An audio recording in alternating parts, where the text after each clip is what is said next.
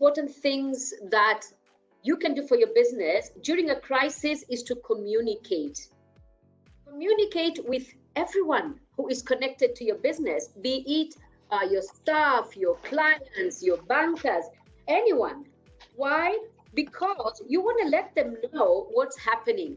By not communicating, people tend to feel either confused or frustrated. And as human beings, then the rumor mill starts coming up. So we don't want to have the rumor mill. This webinar helps you to go through your communication process effectively. One thing for sure is that whether it is this crisis or the next crisis, we must always plan for emergencies, because the only constants in life is change. Now, your company, as you can see, it's in the middle, but look at all these other people that are also interested. Imagine these are stakeholders as well. And each one of them, thank you, Michael, you want to be prepared for the new normal. And all these people, they're interested in a particular thing. Not all of them are interested in one thing. For example, lenders as well as investors, they want to know the amount of money that they put in the business. If they did, will it pay off? Will they lose money? What is going to happen? Is business going to be the same?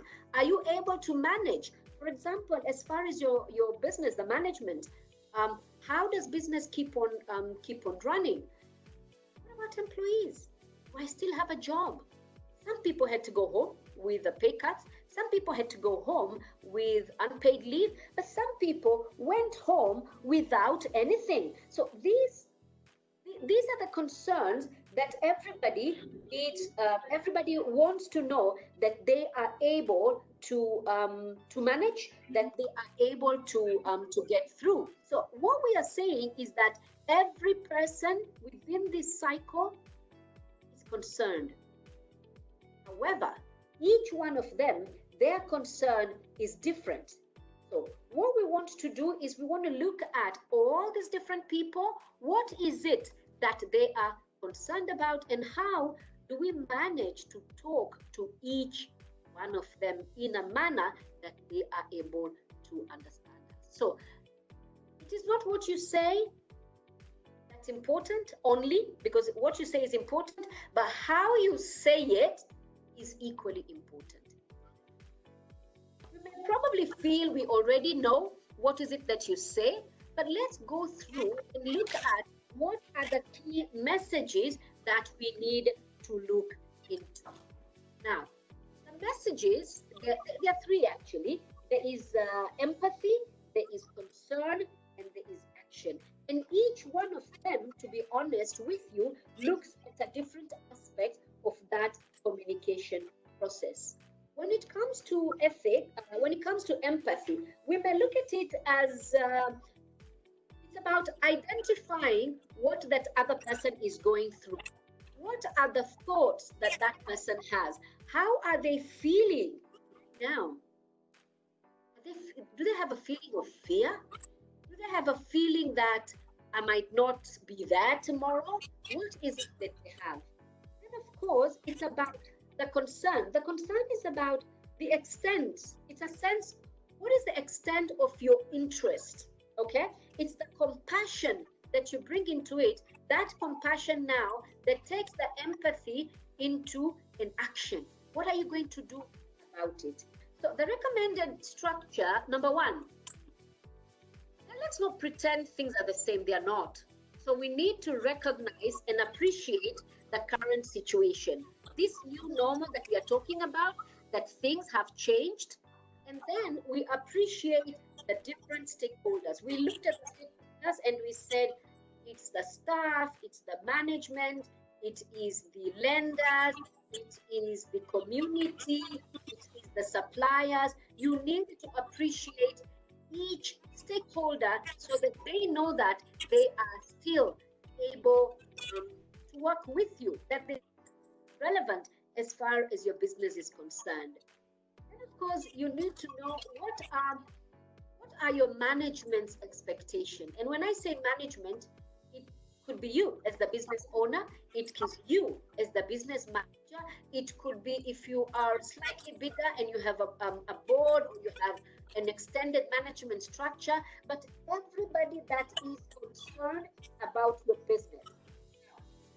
It's about talking to clients. Maybe the management can even talk to your clients to say, we are going to make certain changes. These changes are not going to affect you, or these changes will affect you in A, B, C, D areas.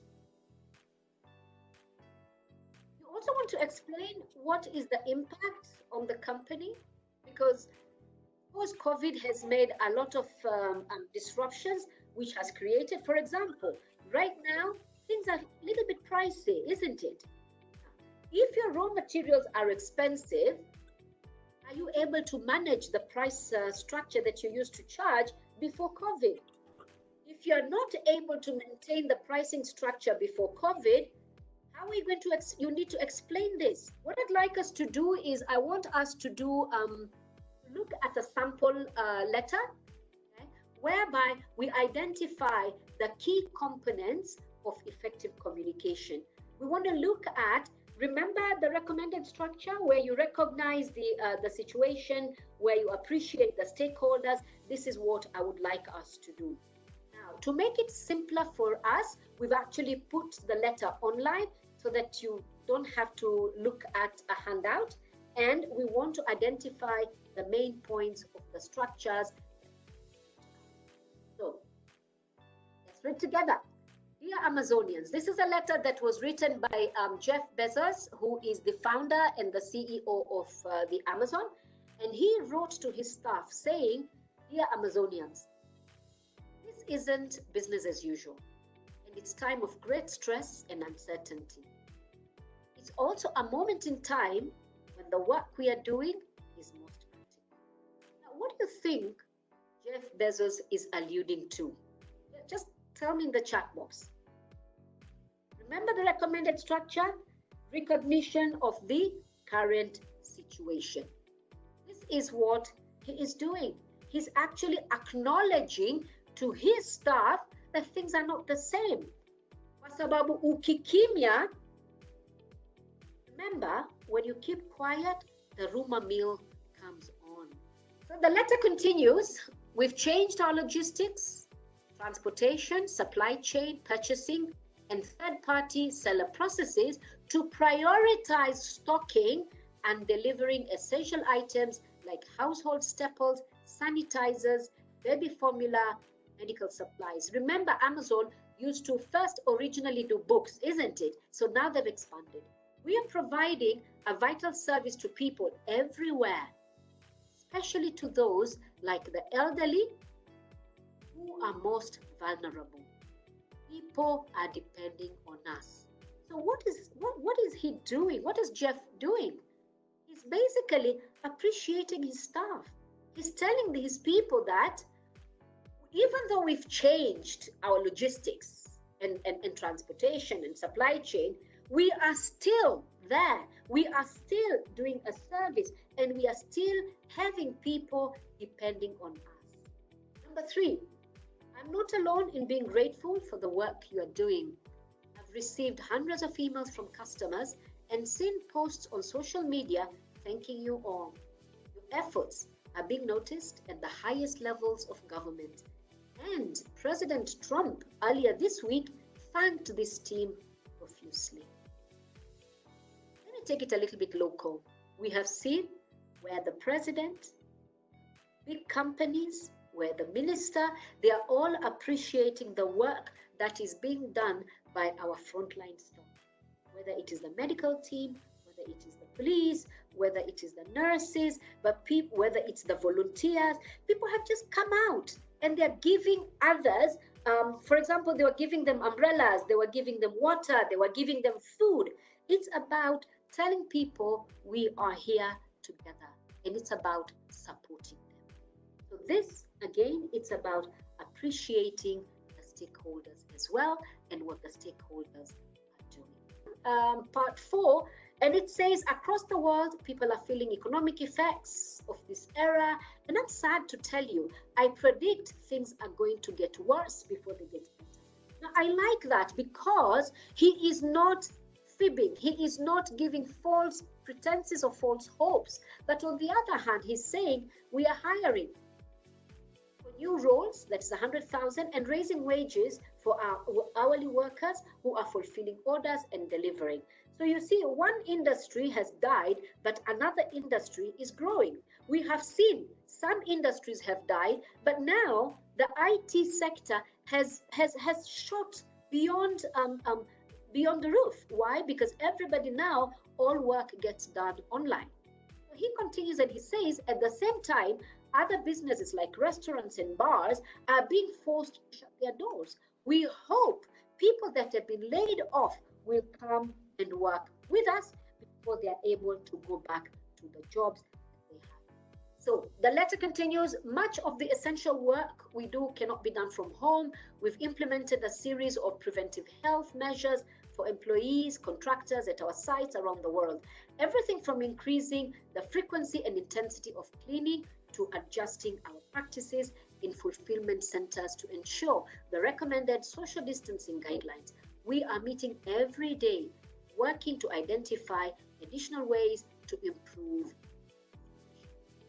Now, this is about the impact on the economy.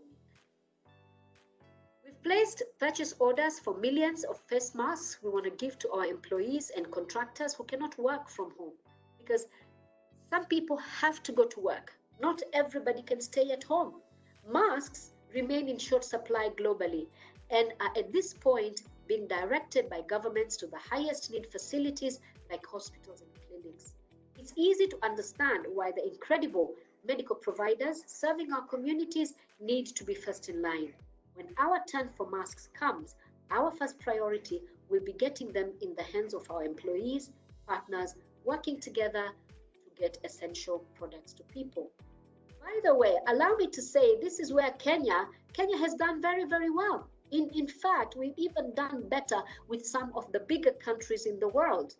What did we do? We were able to turn our factories immediately to make masks, and now we don't have a challenge of masks because masks are everywhere. We may not all be able to give free masks, but what is it that you can do for your clients? What is it that you can do for your stakeholders? What is it that you are committing? Because remember, you want to have positive relations with your stakeholders so that they can remember you when this COVID is over. The letter continues, my own time and thinking is now wholly focused on COVID and on how Amazon can best play its role. I want you to know Amazon will continue to do its part and we won't stop looking for new opportunities. Many businesses in Kenya, big and small, have done their part.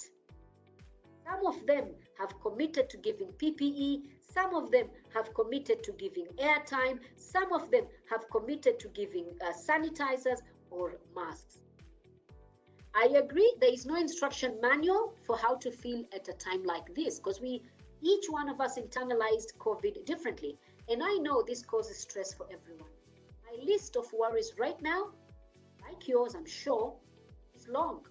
From my own children, my parents, my family, my friends, to the safety of you, my colleagues, to those who are already very sick, and to the real harm that will be caused by economic fallout across our countries. He goes and he says, please take care of yourself and your loved ones. I know we are going to get through together this COVID. What is Jeff saying? He's actually appreciating for the ongoing support. He's acknowledging and he's saying, asanteni sana for doing what you're doing, and we are in this together. Let's now look at, you may want to communicate early. Don't wait, because ukisubiri sana, you don't want to create a gap. If you create a gap, somebody else would come in, and you don't want to create that gap. So my suggestion is communicate early, and then using appropriate communication channels Are you going to, is it a blog? Is it an email? Is it a sign, a banner on your website? Or are you going to do virtual meetings like we are doing here, the webinars that we have right now?